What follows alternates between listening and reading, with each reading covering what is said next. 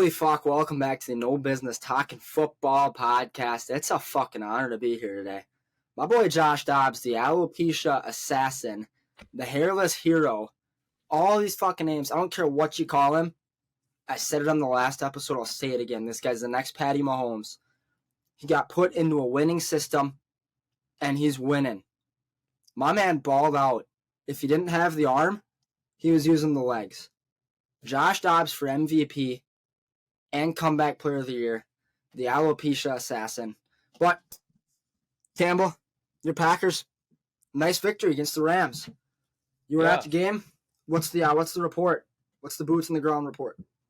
So, offense didn't look phenomenal, but they finally incorporated Aaron Jones back into their offense, and then their defense looked pretty good.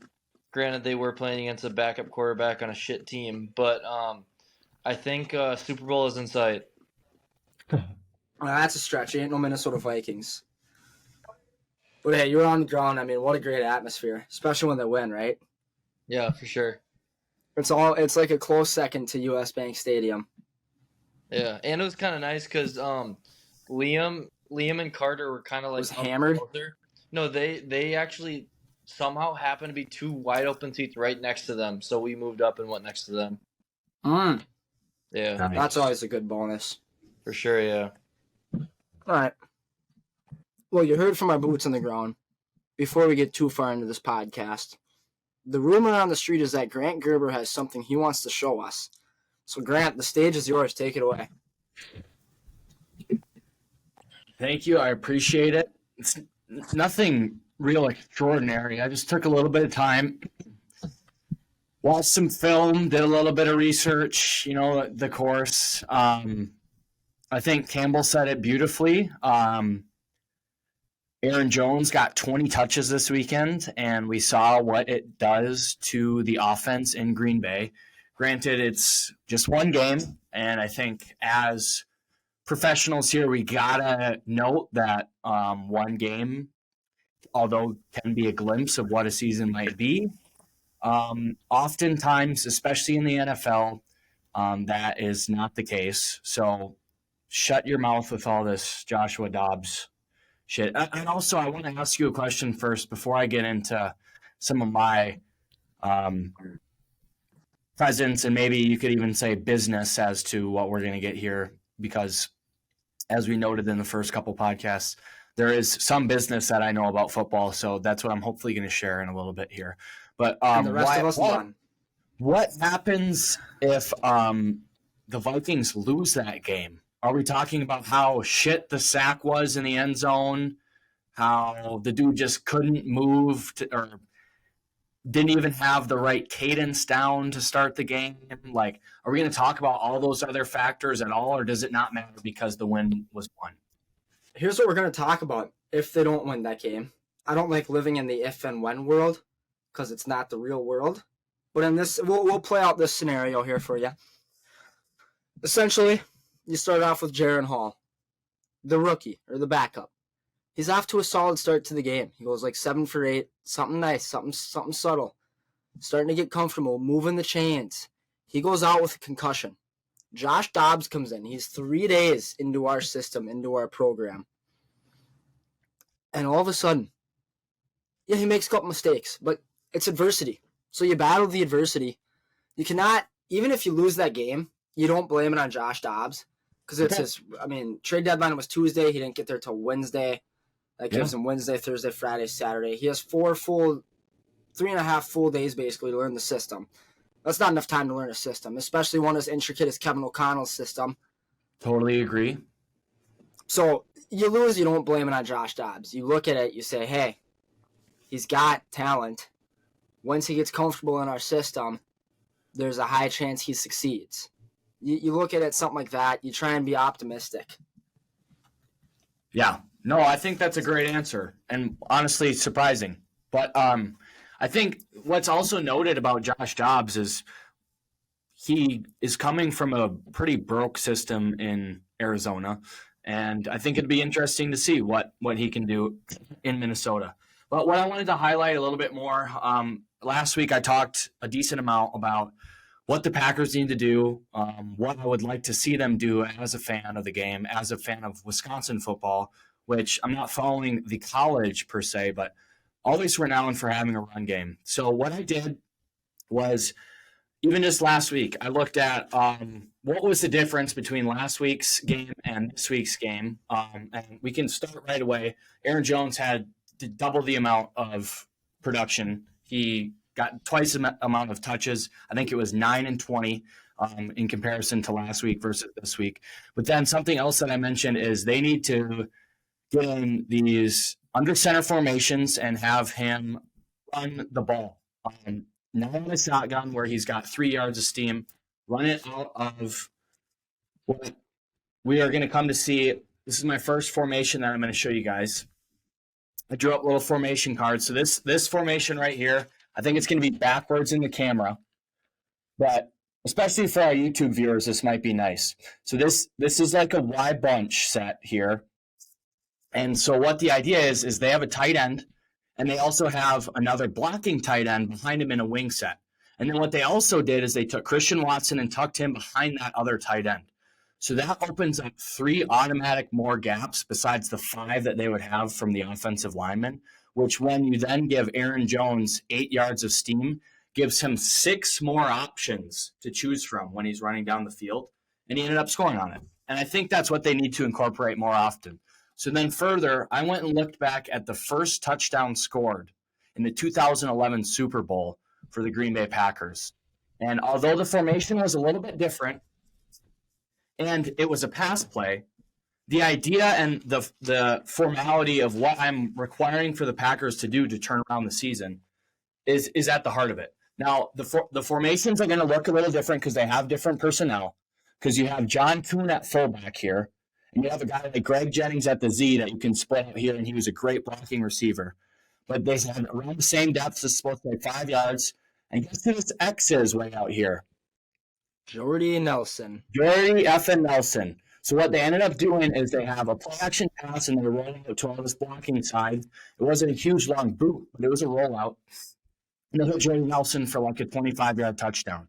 That is what I think can be the possibilities between connections of Jordan Love and Christian Watson, but that can't happen if they don't establish a run game first. The way that these play-action passes happen is if you get a guy like Aaron Jones, 20 touches a game, because then these cornerbacks start to bite on these play-action passes, which give Christian Watson, a guy who can't really catch well in coverage, more space to use his speed to get open and hopefully score some touchdowns. So there's glimpses of this. And it's making me feel really positive moving forward that if they can continue to give touches to Jones, especially under center, that things might look decent as far as maybe becoming 500 for the Packers this season, which makes me really hopeful for them because it was looking bad. They were looking terrible before this game. First off, round of applause and then analysis. Holy, was that beautiful. That's our business guy here. That's our ringer on this podcast. But I do agree with you. When you have such a dynamic runner like Aaron Jones, he's fast, he's shifty, he can play the receiving game, he can run the ball into traffic. He doesn't care, just get him the ball. It starts opening up a lot more holes, which is what us, the Vikings, are trying to do. That's what we did with Kirk Cousins. If you can establish the run game, you can start opening up receivers. Coverage gets a little bit weaker. They get scared of the run game, so on and so forth. Yeah, and I don't think it's just limited to the Vikings and the Packers. I think all 32 teams in the NFL want to try to find ways to establish a run game, make sure they can gain yards when they need to gain yards, but then also open it up and score touchdowns when they want. Yeah, I think the Steelers are a good example of that too, because their run game started off so poorly. But the key is they just kept hammering away, because Kenny Pickett's not the greatest quarterback of all time. He's probably not even top 16 quarterback in the league. He's probably around the middle, but he's nothing special. And when you have a quarterback like that, and you have these teams that are not scared of your run game at all, they tighten up coverage, bang, passes start getting deflected, incompletes, turnovers. So they're a great example of hammering home at the run game. Yeah, that'll be a fun game to watch between the Steelers and the Packers this coming weekend. I think to note too, as playing and this is probably a little bit more in high school because I didn't see the field as much in college, but even talking to the guys that were seeing the field, even on the D line and the outside linebacker position, it makes it all the much harder to get a feel for a pass rush when you are having to defend the run so much. So it's going to give Jordan Love more time to get down the field too. He's not going to have to be scrambling out of the shotgun. When they're empty out of the shotgun on second down, everybody knows what's happening. You can blare back, you can pin your ears back, you can rush the quarterback. When it's 2nd and 4 and he's under center and it looks like they're going to run the ball for the 3rd time in a row, it's a lot harder to get after him that way too. And Aaron Rodgers was phenomenal at that play action rollout. How many times I fucking hate Aaron Rodgers and I hate everything about him, but he is one of the greatest quarterbacks of all time. They had established the run game with Fat Eddie. Yeah. And then all of a sudden, play action opens up. Oh, bang. Jordy Nelson, deep. Rodgers just lobs it up there. It happens all the fucking time with Aaron Rodgers. So, yeah. Run game's key. Establish that. But I want to touch on your Las Vegas Raiders. How about that, man? That was like fucking recess ball for them. Like, do what you want when you want. Yeah, I was a little shocked with the like celebration cigars and stuff like that. I don't know if that's because, I mean, it's the New York Giants they beat, so it's like, come on, guys, you're supposed to win that game there. But hey, have some fun. Did Max Crosby get after him? I didn't even look at the stats. I never saw his stats on that. I want to see if he got a sack. So I'm still sweating out that $100 season-long sack bet. I think my number was 11.5. I mean, he had to have a sack. Scored 6 points.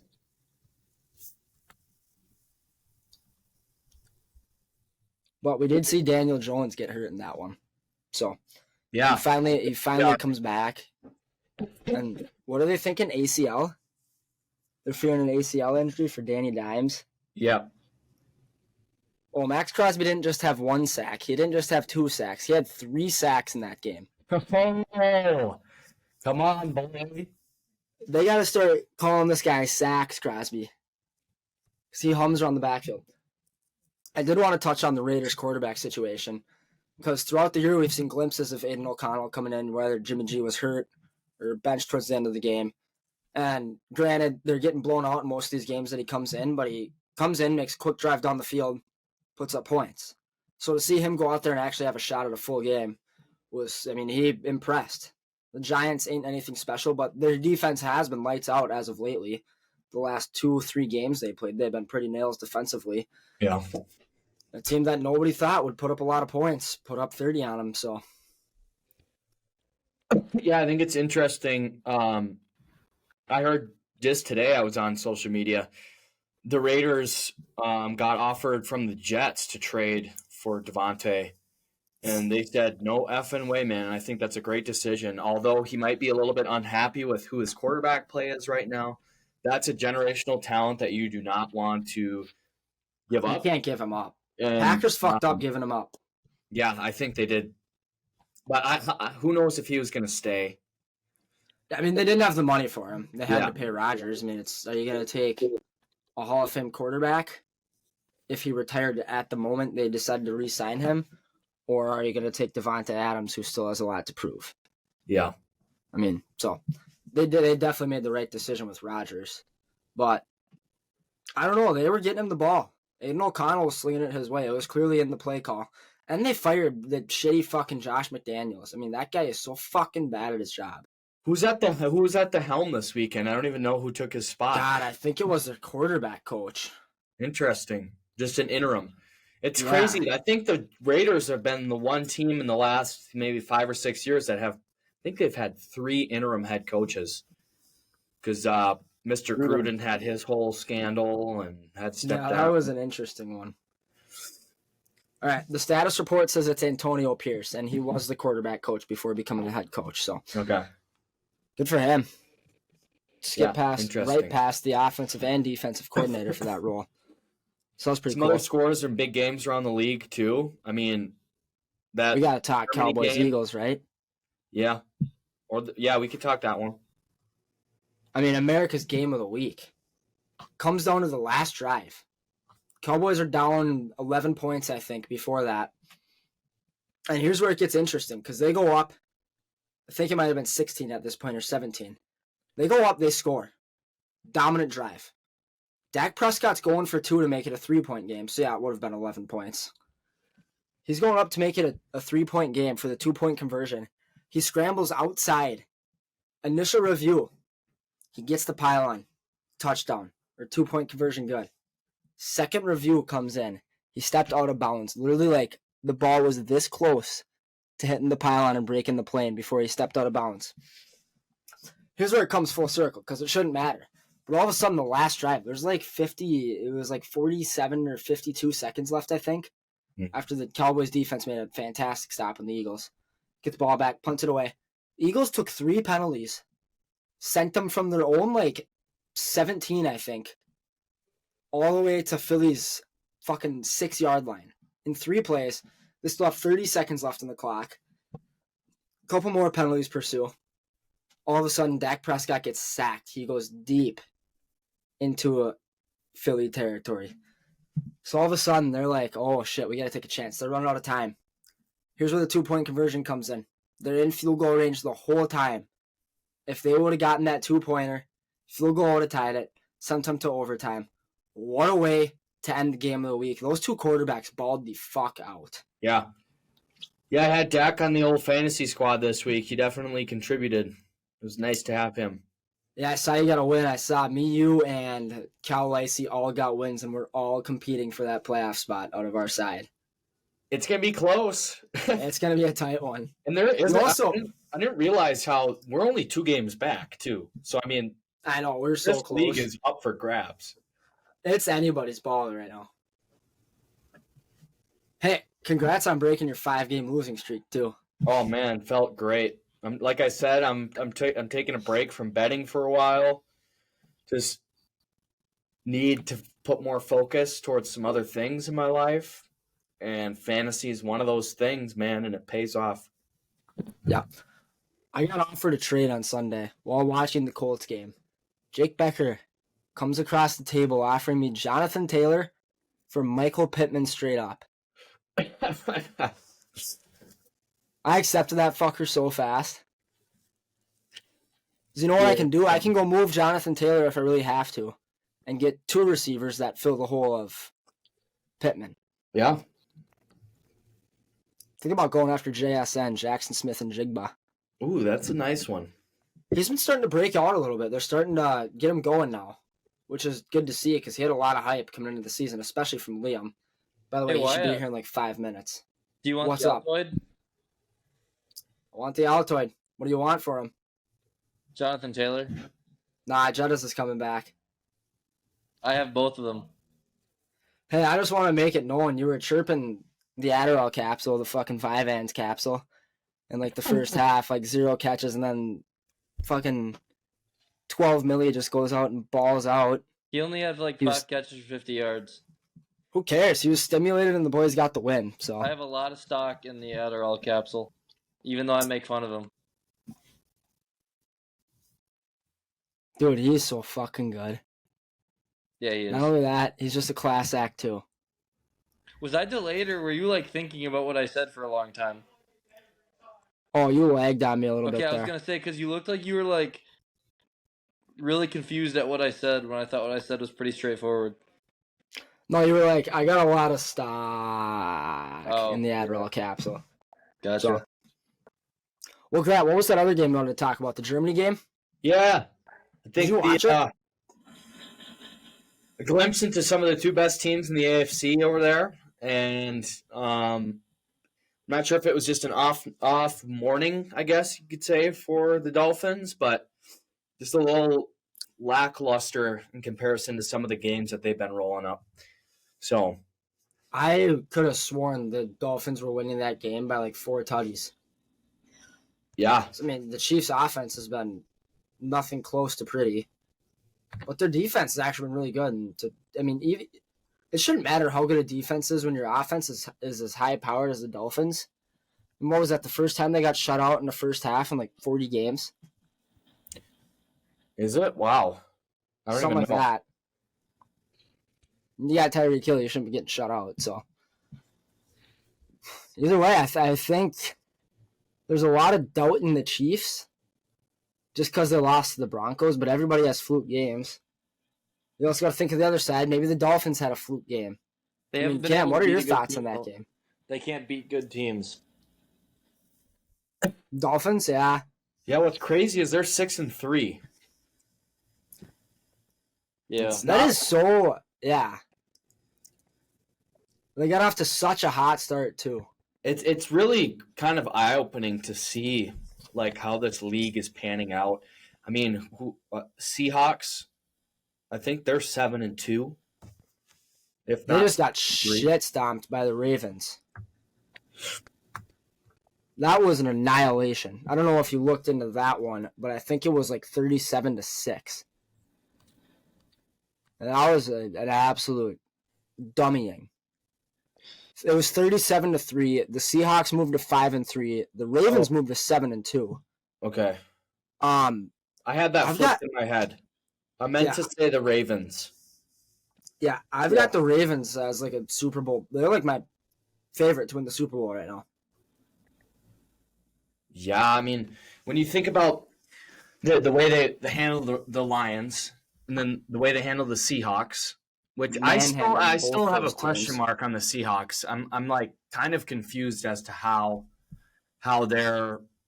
I mean, obviously they're not competing against the Ravens, but they were 5-2 going into the game, so it's not like they're losing games. No, I mean that's a playoff record. That's the start of a playoff record. Well, Grant, I may not have the answer for you, but our Seahawks expert, the man that was so high on the Seahawks, might just have that answer. Liam Sather, welcome to the podcast, you fucking inbred. What's going on, boys? What, you got some piña? What? You got some piña? I don't know what that means. Pineapple? No, dude. I got a thing of sushi and a thing of mac and cheese from the grocery store. I thought the mac combo, but piña. no, It took you that fucking long to get a thing of sushi and mac and cheese? No, I got groceries and shit too, but I didn't want to like cook anything up tonight, so I got a bunch of shit. Holy. Is that All right, okay? well we got some questions about the Seahawks here for you. I mean, they're winning games, but they're also getting shit kicked out of some of these games. So what's the deal with them? I'm not sure. I wasn't able to watch the game this week. I didn't really watch any of the games besides the Packer game, but I would. Well, you blame sound like it a all real on... Seahawks expert. Okay, well, no, this week I'm saying this. I would blame it all on Pete Carroll. If they got the weapons, dude. If they got JSN, Scapegoat. they got DK. We were just talking about JSN. He's Yeah. finally starting to get his like breakout. I He's heading towards that big breakout. He was like the rookie I was most excited to watch this year, and he hasn't really done anything, which has kind of been a letdown. But with all those weapons, I think it's all on Pete Carroll. Hey, real talk. Who's your favorite right now for Rookie of the Year? Ooh. I got to go with Jordan Addison. CJ Stroud. I think CJ Stroud's the obvious pick. Yeah. He's having like the best rookie season of a quarterback like ever. I know he threw for 5 tutties in the He game. had like 400 some yards. Statistically, he could I be in know, the that MVP was race. crazy. I think that's the most a quarterback's thrown for all year, not even just rookie. Yeah, he literally could be, and he's on the fucking Texans. He has one pick right He's now. making the Texans relevant, dude. I don't know if he could be MVP right now because He's there's been lots of games where he's should be thrown like race. 120, 1 tutty. I think Lamar Jackson's your favorite for MVP again. Stroud has Without a Lamar doubt. Jackson by like 8 touchdowns. What? Yeah, Lamar's only thrown 9. Stroud, I think, has like... He's up there. I'm going to look it up right now, but Stroud's got a lot more. Look up than the Lamar. odds for. I mean, would they even give it to him? Like, as a rookie? I mean, they'd give him Rookie of the Year. No, What? he won't get it, dude. I'm pretty sure Mahomes is still a favorite. How in the fuck is he a favorite still? Because he's Mahomes, he's on the Chiefs, Taylor Swift, he's definitely going to get it. Yeah. There's a little bit of an exaggeration, but if you look at Stroud compared to Lamar, Stroud Lamar by like 400 passing yards and then 5 touchdowns and has 2 less picks. If you factor out like Wow. the rushing factor. Yeah, well, yeah. I mean, the rushing factor is obviously a huge part of Lamar's game. And you also got to factor in that he's on the Texans with a rookie and like a second year as his 2 receivers. Yeah. Right Yeah. now, Wyatt, the top 5, it goes Patty Mahomes, Jalen Hurts, Lamar, Oh, I Tua, forgot about her and too. Joe Burrow. Stroud's not even in the top 5. No, I'll look at And Wyatt, on top of that, Stroud just came back and won that game without his RB1, and they had Daria Gumbawali as their kicker. I saw that shit. Yeah, they lost that was Kaimi sweet. Fairbairn. Yeah, How'd the kicker get hurt? pulled a muscle or some shit. Probably I had him in he fantasy. probably ran too fast or something. I got a fun fact too on this MVP talk. No rookie has won the NFL MVP besides one guy. That was Jim Brown in 1957. Damn. Jim Ooh. Brown, What the was creator of the Browns.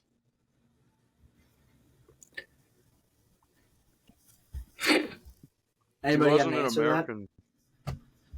I'm looking it up. He was one of the greatest running backs of all time. Jim Brown? Yeah. He's on the Browns. Oh, Jimmy yeah. Brown. Jimmy Brown.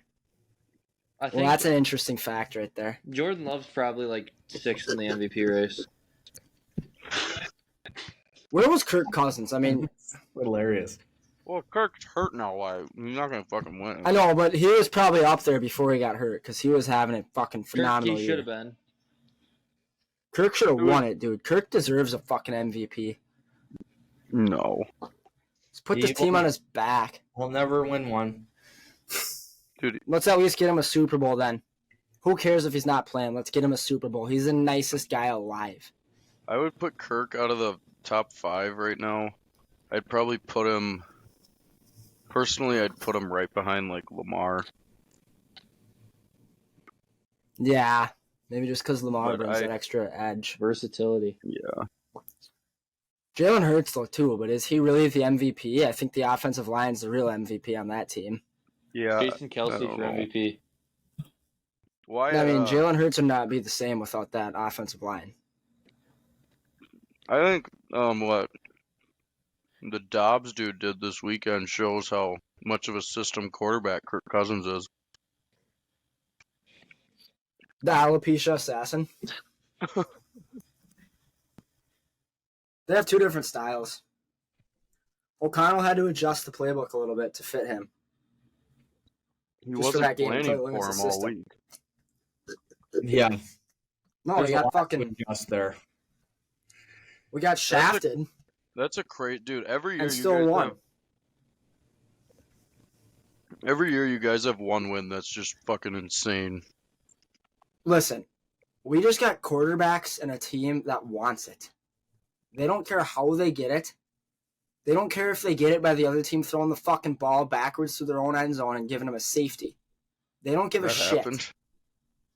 Yeah, I saw a video of that on Instagram the other day. It was like way back in the day. To ice the game, they were up like 7 or some shit. The quarterback just steps back, takes a look at the clock, sends it out of his own end zone, goes down as a safety, but the clock's like up, so they couldn't do anything. So it's just over. It was crazy. Grant, I like the new setup. Yeah, did you just adjust your camera or some shit? You look a little, you're higher now. Me? Yeah, you look taller, like it's like your camera's up higher. No, I don't think. I think it zoomed out when Liam came in. Oh shit, that's probably why, yeah. I don't know what it. I didn't do anything. Yeah. It looks pretty good. Alright, well, Gardner Minshew might be the story to talk about. Fuck, Yeah. is this guy a beast? No, stay relevant, Gardner. Come on now. Dude, even though they haven't won every game with him playing, every game they've played has been, like, close. Anthony Richardson goes down and Gardner keeps the Colts alive.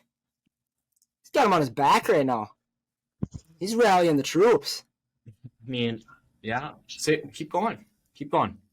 That's really all I got, and the fact that he's just got sick hair and a sick mustache. Every year, no matter, he's always on a different. Turn your mic up, You gotta put Sorry. your mic by your face. Fuck, there we idiot.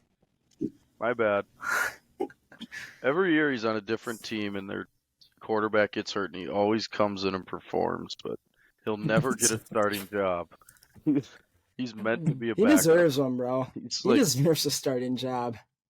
no, There's but always those league guys, though. There's always those league guys that are just staple backups. They'll come in and win a game. Although there was one guy that really took it, and that was Nick Foles. Oh, I was gonna say Fitzmagic. But Nick Fitzmagic, Foles is also that guy. Yeah. who is the greatest backup ever? You know Matt what? Flynn. This is gonna go on the Instagram. This is Matt. Shut the fuck up. Would you say Flynn is Matt a- Castle? Matt Flynn. Matt Flynn? That Lions game, he Certified bum. No, see, Christian Ponder was the best backup ever. Case Keenum. CP7. Oh yeah, Minneapolis Miracle Case Keenum was a different breed too. Yeah, that was fun. Fuck, dude, I was sitting in my basement. All right, here's the story of my Minneapolis Miracle. Oh God. I'm looking at the clock, and I got like these weird superstitions sometimes. Like when I think there's a comeback, I look at the number on the clock. I'm like, and I saw 14, and this was a play before the Minneapolis Miracle happened. And I'm like, he's going to Diggs, like he's going to Diggs for the game. Like Case is gonna put the line. He's gonna put the game on Diggs. There's like 7 seconds left on the clock now, or whatever the fuck it was. And Keenum hits the drop back, and the Paul Allen call lives forever in my head. Oh my God! But don't all get me I can started think on that about- fucking loser. He's the best ever. He's the best announcer ever. But all I can think about is Keenum drops back, and I'm just looking the whole time like, where's Diggs? Where's Diggs? Diggs! Sideline! Oh, he's staying in bounds! Touchdown! Holy fuck. My house near the roof came off. Wyatt, I think all of Minnesota exploded. It was like a nuke hit. question. Yeah, what do you got to say? Where were you the next week when they got shit on by the Eagles? I was in the same spot, and when Kyle Yeah. Rudolph caught the opening touchdown, I'm like, we're going to the fucking Super Bowl, we're gonna win it all. And then after that, we got scored no more points, and the Eagles just ran it up on us. Wyatt, That was Dick Foles. At Hammer. the helm. What's up? The greatest backup should be Kurt Warner. Ooh.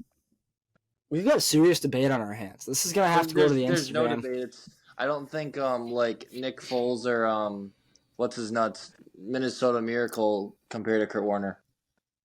Well, you could say Tom Brady is the greatest backup ever because he backed yeah. up Drew Bledsoe. Like, Okay, so we're what- talking. what are we got to get You some mean- criteria for best backup. So Yeah, the criteria for all my Instagram guys out there, they're going to be lighting up our comment section. By the way, you're all fucking plugs. Carter The Schwolf, I'm criteria coming for is you. they have to be bona fide backups. Like, that's their role. Like, that's what they're known for. Like, they never get starting jobs. Like, Gardner never gets a starting job. Nick Foles rarely ever gets a starting job. We're looking for guys that have very few legitimate starting jobs at the start of a season, and they come in due to injury or whatever and cement their legacy as backup quarterbacks. So it's Sean like we said Clifford earlier, landslide. you're looking at your Fitzmagics, your Gardners, your Dick Foleses, your Matt Flynn's, Sean your Clifford. Case Keenums. Shut the fuck up, Cam. You're Brett Hundley. And we want to hear your take here. So fire it up in the comments. I'll be active down there. Look out for Wyatt Cherry in the comment section. I'll I'll be be throwing active out some too. hot takes. All We will right. be active. Do you guys have one? Alex Haddad. My greatest backup. Who are these fucking names you're throwing out, bro? Alex Haddad was the brother of the month. Are you just shut up, Cam? We're having a serious convo here. I'll My- say mine. And honestly, this guy might have the most famous play in football. Do you guys want to guess? Probably Nick Foles in that Philly special? yeah. Mark Sanchez and the The oh my. Give me him. Greatest backup ever. He's actually on Fox, I think, now as a commentator. My Jumps just fucking exploded. Sorry, I got excited. Hey, holy. I can't believe Mr. we Butt didn't come Fumble up is the with greatest that. backup of all time. We should have. That's bullshit. I don't think Mark Sanchez is a backup, though, because he was a starter for a while over in New Jersey, or New York. I don't know. I think that's up for debate. All right, well, that's another debate for the comment section. I'm going with Fitzmagic himself, Ryan Fitzpatrick. That's a great pick. Man, he does it all. He's the jack of all trades. He's like a Baker Mayfield, but on steroids. We'll get to Baker and his tour that keeps going on.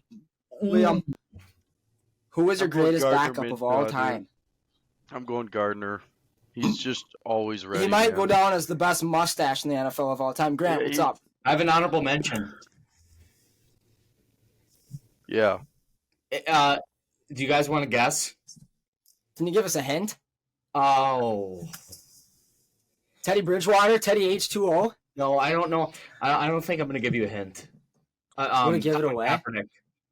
Oh, he's such a fucking loser.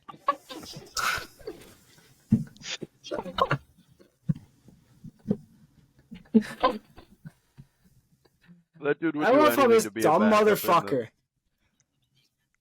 Oh my god. He spends his whole fucking career bitching about how bad the NFL is. And then when he goes broke, he comes back begging to the NFL, like, please give me a job, please give me a job. Or just be a training camp guy. He is the definition of a plug. If you look up a piss poor fucking loser on the internet, you're going to see Colin Kaepernick's ugly ass afro all over your fucking Safari page. Colin Kaepernick's a fucking loser. Come at me, fool.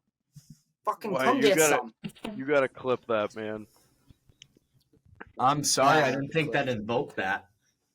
Colin Kaepernick can fucking go down as the worst quarterback ever. I'd take Matt Flynn over him any day of the fucking year. I'd take All right, Brett well, Campbell, Hundley. you're up. You're up for best backup ever. Would This is gonna you be something consider fucking Alex stupid. Smith a backup? He had a starting role in KC for a while. I don't know. All right, then give me Brian Hoyer. B. Hoyer. Yeah, Brian Hoyer is a nice pick. That's a beautiful pick. All right, well, there's one last game I want to touch on here. Bills Bengals. Yeah. Holy, are the Bengals rolling right now? Joey the B's Bills- healthy.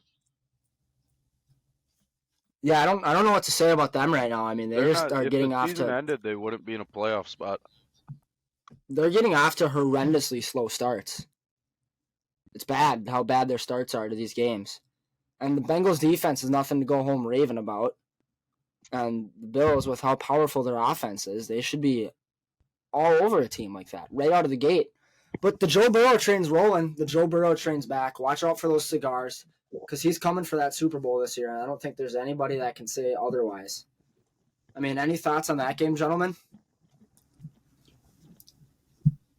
You know, I Sorry, think I you kind of hit hit my it on the phone. head. I mean, I think in order for the Bills to score, I think they're so heavily reliant on Josh Allen. What was his QBR was 91.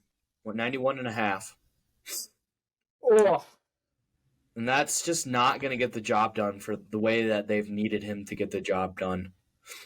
He was 26 for 38. yeah. That's a lot of unleft yards on the table. It's The other thing so that funny annoys- because, like, take it away, Liam.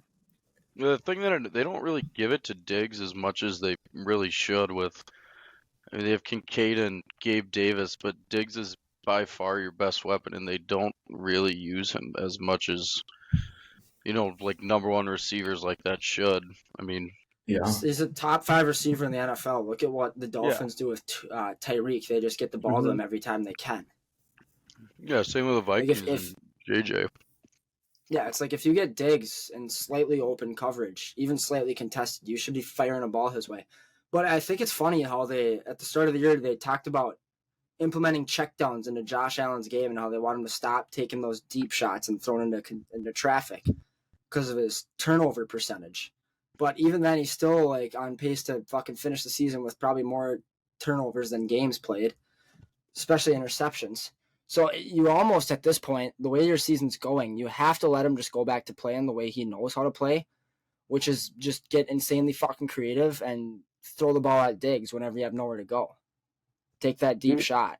He can throw. Just go out and be Brett Favre. Who cares? Yeah, just fucking throw the ball. That's what you're paid to do. I mean, if they don't like the way you're playing, then they should fucking trade you to the Vikings, because we'll take him any day of the week. Him and Jettis together would be crazy. We'd win 4 Super Bowls all in the span of 4 years. But they got to let Josh do his thing. I don't like the way they're going here. But the Baker revenge tour, the Buccaneers are 3-5. But every fucking game they play comes down to the wire. Every game. And that's because Baker has the heart of a champion.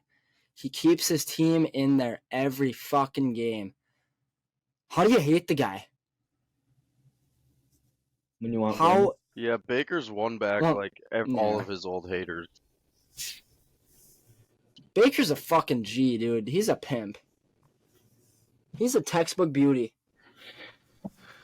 All right.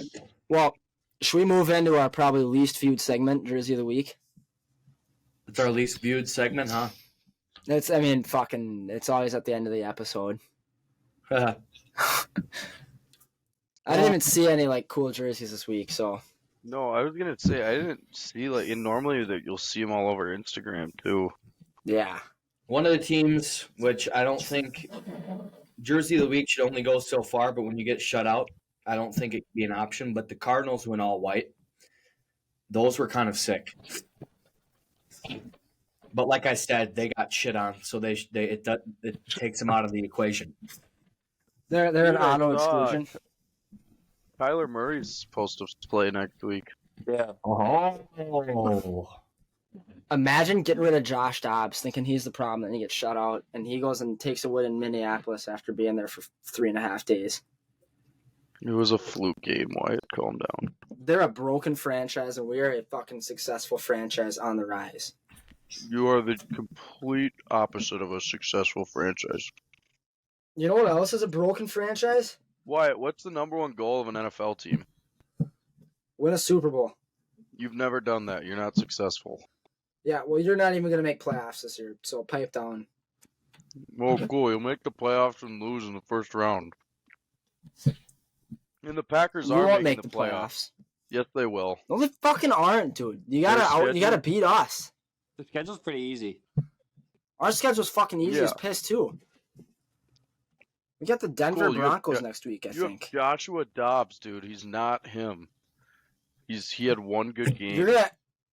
You're gonna come You out and think- disrespect the alopecia assassin after all he's done for our Dude, great state. I'll spew so much disrespect on his ass. You are fucking lost in the head. Lost. We got the Saints next week. We're underdogs in that game. And that means I'm going to be hammering the Vikings. Why. You saw what he did with no knowledge of the system. Just wait till he gets another week under his belt. He's going to be looking like Tom Brady had a kid with Patty Mahomes, and that's all I got to say on that matter. Yeah, that's the truth. That's all I got to say on that matter. Derek Carr, Well, Jameis Winston, and Taysom Hill, the three-headed monster, are going to tear up that shitty Vikings defense. That's what you're calling him, the three-headed monster? It's like a three-headed fucking mouse. It's like the three It's best like, mid quarterbacks of all time. You look like a mouse. Yeah, that's the fucking point, dummy. What are you doing? I'm trying to show you what the Saints are. They're a fucking three-headed mouse. Step on them. Why are you shitting on the Saints, dude? Because Campbell's out here acting like they're some fucking superpower. They are. No. Skull Nation is a superpower. It's just waiting to be fully unleashed. It's like all these superhero movies you see where they start out young and they don't know their true powers yet, and they're starting to explore, and then somebody comes in and tells them, this is who you are. I'm that guy. I'm the guy that's coming in and telling them, this is who you are. One movie like that. All of the superhero movies. Which ones?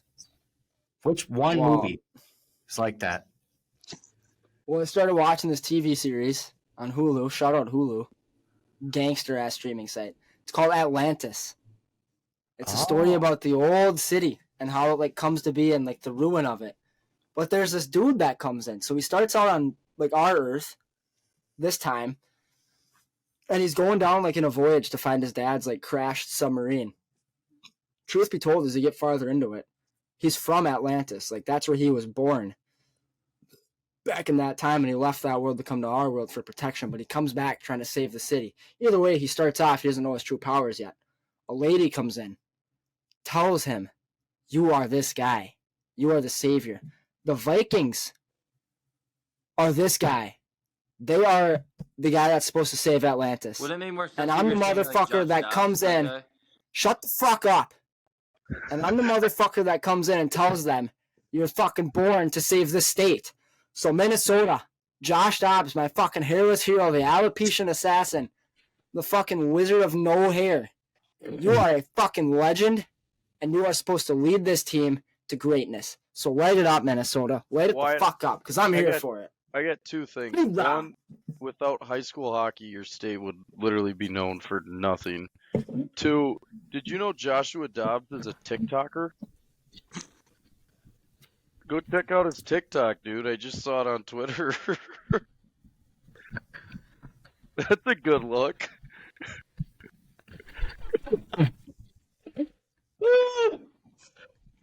I have no response to that. I have no response.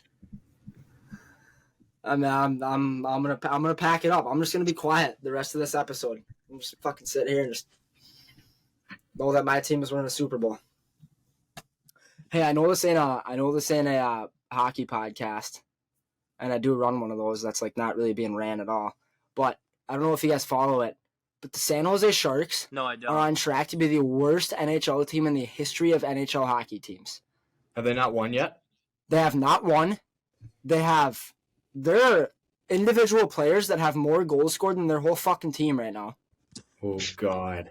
And in back-to-back games, they allowed 10 goals to be scored on them. 10 fucking goals, back-to-back games. Sorry, I'm Yikes, watching one of Joshua Dobbs' vlogs on TikTok. You're a fucking loser. What's he doing there, biking to Minnesota? Fucking It was his loser. game day vlog, and that was in Arizona. Need to find one of him dancing. All right, No Biz Talking football fans, before we go any further into this episode, it's time to shout out our sponsor of this podcast. This podcast is sponsored by Chick-fil-A. If you don't know Chick-fil-A, just know that they are closed on Sunday. Catholic, Christian brand. We love them. We have Christian. They fall into the Christian category. Either way, we have our own employee from Chick-fil-A here, Mr. Grant Gerber. Chick-fil-A has got the best chicken. There's no doubt about it. Whether you're looking for an 8-count nuggets or a nice spicy chicken sandwich with some pickles and some pepper jack on there, maybe sprinkle a little mayo on top, head over to Chick-fil-A. Not only that, they have awesome cookies and cream milkshakes. And Grant can tell you a little bit about those because he's made reportedly over 500 of them in his career at Chick-fil-A. But shout out Chick-fil-A. Thanks for sponsoring this episode. And, I mean, fuck, I don't really know what else.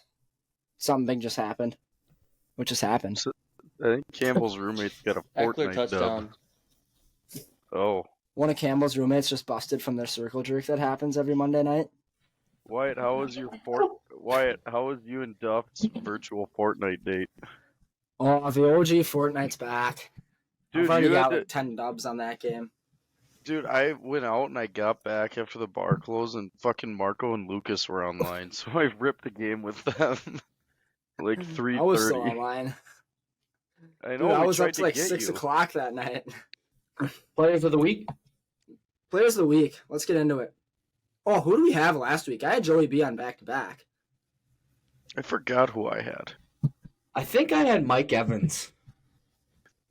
Well, he kind of balled out, right? I mean, you fucking had to. Rashad White had a huge fucking week. Let's see what Mike Evans had for stats. 4 receptions for 87 yards. That's pretty good off 4 receptions. Yeah, But I had Mr. Joey B. yeah. And there's nothing else to say about the Joe B train right now. It just keeps rolling. It keeps rolling. It keeps rolling. Liam, who'd you have? I'm trying to remember, dude. I know I had TJ. No, I didn't. Trying to think. You had of Rashawn who- Gary. Yeah, he did. He did have a sack. How about that Campbell, who'd Packers you have? defense? Offensively, I had They're Bijan, fucking who was joke. shit because he didn't get the ball. And then defensively, I had Chris Jones because I said the Chiefs were going to light up that Miami game. You did. I don't think Chris Jones really did He got that back. much, but I'm just going to take credit for the full defense. Yes, Yeah, sir. that's not how it works. It's not fucking. Well, that's exactly well, how actually, it in fucking fantasy, works. you get it for the defense, not the players. So I'll kind of. It's not. It's not 11 players in the field at the same time of the week. It's player of the week. Individual one. Dude, Andy Reid's Wyatt, defense. next year in our You're on a league, bit of. You're on a bit of a cold streak here, Campbell. You said I was Wyatt, in a we hot somehow streak. I need got it to right get- last week. You said the exact opposite last Yeah. week. Well, hot streaks go cold just like that, and I'm sensing a To cold be a streak cold brewing. streak, you have to do A it a blizzard's couple of coming. times, not just once. I'm foreshadowing, idiot. All right. Fucking A. Pay attention in English class. Liam, what were you saying? next year in fantasy, we somehow need to get an edge rusher on our team. I think that would be Ooh, fun that as would be shit a to everyone have sick an edge addition. rusher. Like 5 Tackles points for a loss sack are or like something 1 like that. point. No, tackles for loss would be like 1 point. Sacks would be like 2 points. Oh, Like- fuck no. 7. Total 7 Dude, for a it's sack. It's a big play. Yeah. These guys, 2.5 I can't- sacks is a huge game. It can't be more than a tutty, so it'd have to be capped out at 6. Okay. Yeah, that's fair. I think tackle for loss would be like 3. No, Yep. Tackles would be like 1. no. Interceptions would be like 1, probably. Interception cannot I don't be know, 1. dude. Dude, a sack that could be pretty open. That could be like a first round. Because the difference between like a top 3-5 edge rusher between like a top 10-12 edge rusher, pretty I big. like that thought, though. I What just if we think that'd did be that fun, and got dude, rid of watching- team defense? We get I rid would- of team yeah. defense and you just have one player? Can you do that? That'd be probably. We can probably figure that out. There's probably workarounds to that. I think that'd be That'd be fun sick. as shit. That'd be super fun. I'm down for that. Campbell, you're the fucking rules specialist, so is that possible? Whenever I say anything, you just say you own the league, so I'm not even going to comment. Oh, shit. Well, I do own the league, so there's nothing else to say about that. League owner, fucking podcast host. I mean, what else? Frat guy. Fan of a super good football team. There's nothing else to say. All right. Well, do you boys got anything else? I do want to point one thing out. Bookmarked it earlier. Oh, we got to get our players of the week for next week still. Let me just say this quick. Jordan Love in the second half yesterday was 12 for 13 with a touchdown, 160 yards, and 0 touchdowns with a passer rating of 115.5. Yeah. I also want to point out that this was the second game Aaron Jones has been fully healthy and not on a snap count. And they're 2-0 Yeah. with him fully healthy. And that Yeah. defense only gave it 3 points without Quay Walker. The Rams Yeah. never got to the Packers' 25-yard line.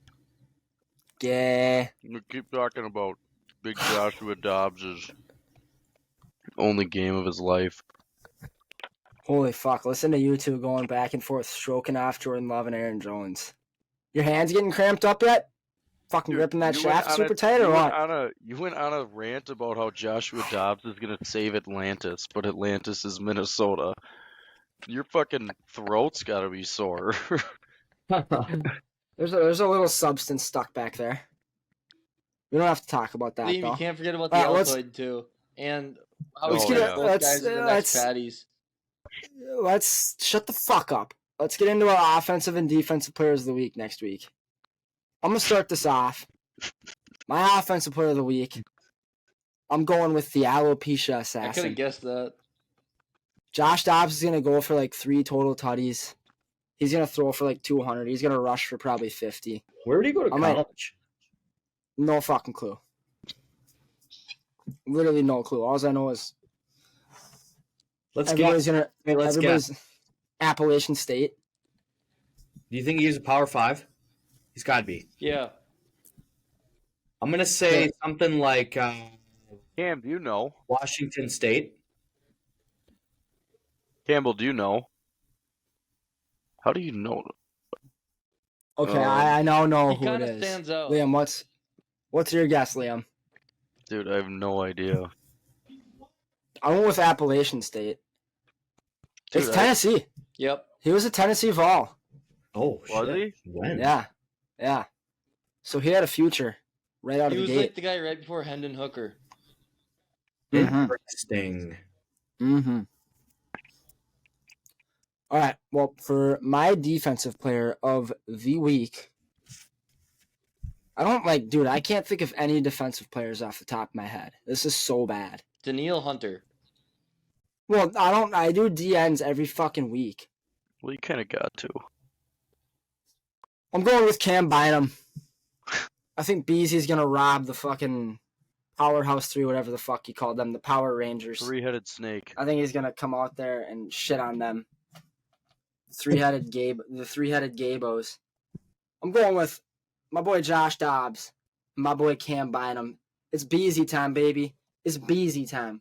We out here catching dubs. Give me the Vikes all day. Slay Underdogs, King. we don't give a fuck. Slay Alright. King. Who wants it? I'll take it. I'll take Who it. wants it? I'm done talking can on this go. pod. You just say Slay King. Yeah, dude. Those Fuck yeah. period, Wyatt. Hey, somebody else gonna have to close this out because I've said enough on this pod, so I'm done talking. Good. Take it away, boys. I'll You're- take it from here. Defensive player, I'm going Chase Young in his opener against the Jaguars. Starting out I like coming. that idea. I don't know. I think they're gonna kill the Jags this week, and they need it. They're off three losses and a bye, I think. So it's time for him to step up. Can one of you guys can go? I gotta get my offensive. All right. So defensive, I'm gonna go John Money.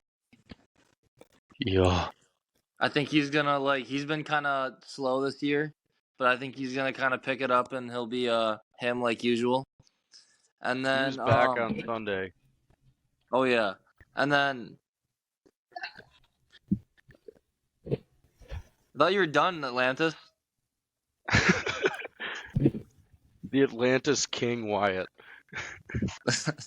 And then offensively, this is a very dark horse one, but I'm gonna say if Kyler plays, Marquise Brown.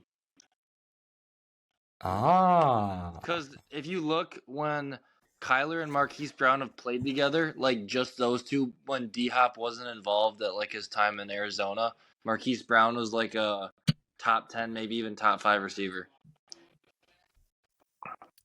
I like the thought there. I think I'm going to go on the flip side of Liam. I'm going to say Travis Etienne. He's going to somehow find a way to wiggle through those two DNs. I hope And he does. if and when that happens and the Jags want to find a way to win against the 49ers, they're going to have to get him involved. And then on the flip defense, Myles Garrett going up against the Ravens. You got to get some sacks on that MVP front runner, boy. Got to get him down. Oh, Myles Garrett's going to have a big one. You got your defensive yet, Liam? Or offensive, I mean? I already said my honorable mention for defense, though, will be your boy Max Crosby Grant. He plays the Jets on Sunday night. Yeah, I looked at that. But Sucks. I've picked him, I think, 6 out of the 9 weeks. So Yeah. Wow, these games suck, dude. This week sucks. it is kind of a rough week. I mean, wow. I'm going JSN against the Commanders on Sunday. Is that some green, Nice. Wyatt? Oh, that's fun. My phone just died. Yeah. I expect JSN to have a good day on Sunday and Seahawks to pick it up. They're still in it, man. They Oh, yeah. started I off think they're, hot enough where they are still in the race. yeah, they're 5-3. They're chilling. Any game headers that I know this week doesn't look super exciting, but honestly, the only one that I would like be looking forward to watch, and this might be a stretch, is Lions Chargers. I think the Niners Jags game will be good. It's fun too that that's a noon game. Yeah. I like the noon games, man. All right, I'm done with the whole not talking thing. That was fucking miserable. I'm looking forward to Bills Broncos.